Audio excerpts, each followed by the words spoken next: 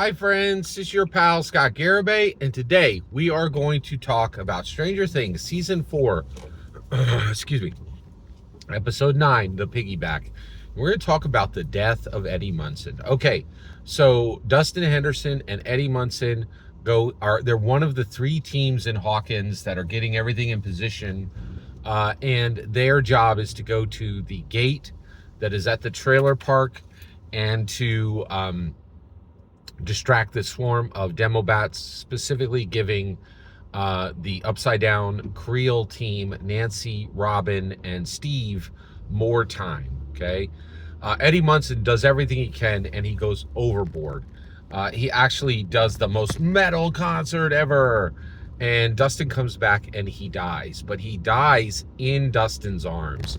This is a classic Hollywood death scene. Okay, but what is this moment? Well, this this is Dungeons and Dragons. This is the power of Dungeons and Dragons, okay? So what is this moment? This is more than just a scene in Stranger Things. This is actually the launch of a brand new movie star at the level of Tom Cruise. I truly believe that's true. So who is this movie star? It's Joseph Quinn. Right, so Joseph Quinn has been doing his acting for he was acting before Stranger Things, and he's acted a lot since his Eddie Munson position. But this Eddie Munson, this one scene, right, really solidified him as a massive star. Huge, absolutely massive, huge star. And I thought this was really interesting in that this really drives home something really critically important, which is there's a question, and that question is, do movie stars still exist? And the answer is yes. You need incredible talent, and you need somebody who's going to do the work, right? And you need somebody who can navigate the hurdles of Hollywood, because it's difficult. You have to avoid killing yourself with. You have to avoid using using recreational substances to the point where you die, right? And because they flow like water in Hollywood, you have to avoid becoming extremely depressed when you get a bomb, right? Like a perfect example of this would be Chris Stuckman. This guy worked on Shelby Oaks for probably 7 or 8 years. It came out, it made less than $3 million on opening weekend, $2.5 million. Absolutely abominable performance, right? Like that would devastate, I think, the goodwill you have towards yourself. Like it would, like, you'd be like, oh my gosh, like, am I good at what I do? Do I have value as a human being? Like, these questions should not come up. But I think, if you had a failure that strong and you invested that much of your life, I think those questions might start popping up in your mind, right? Like, and Joseph Quinn is all of this. He has incredible talent. He is extremely talented.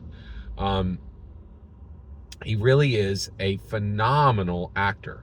And that is important. He's very, very good at what he does. And so, well, wait, what are your examples of that, Scott? That's a fair question. Warfare, right? Gladiator 2, Fantastic Four, Quiet Place, Day One. Like, he was in a ton of incredible stuff, and he is just getting banger after banger after banger. He has been cast in the Beatles biopic. He's gonna play one of the Beatles, and I think this is like Scorsese, or it's not Scorsese. It's one of these other huge directors who has the cultural credit to do music biopic, because those are hard to sell. Those are very, very hard to sell today. And they're actually going to split it up into like 4 movies focusing on different, Beatles. Joseph Quinn is now positioned as one of the top actors in Hollywood. He has incredible momentum. And where did it come from? It came from this season. like this season 4. So he, you see Eddie Munson is contained in one season. He is not in season 3, and we haven't seen him. And we've already gotten some season 5. He's not in season 5, like up to episode 4. He may poke in later, but he is. And so you just get him for one season, but he's incredible. Every time he's on screen, he is driving home what a dungeon master is in the 1980s and how it is done at the peak level, right? And then he takes this incredible performance as a dungeon master and caps it with a classic Hollywood death scene, right? And I think it solidified him as an American tour de force actor. Now, by the way, he is a British actor, but that's okay, no problem. Like Ryan Reynolds is Canadian or something. Like he's not even American either. So so that's it, right? Like I really think this one scene is so powerful. It is defining what we as Americans are, what we accept for literally the people who will star in our biggest, most powerful movies. By the way, he's already booked in Avengers Doomsday. It's incredible. Every single word you just heard in this video is my humble opinion. Nothing more, nothing less. The important part is when I get to hear your humble opinion. When you get in the comments and send your traffic. Please consider subscribing and have a fetch millennium.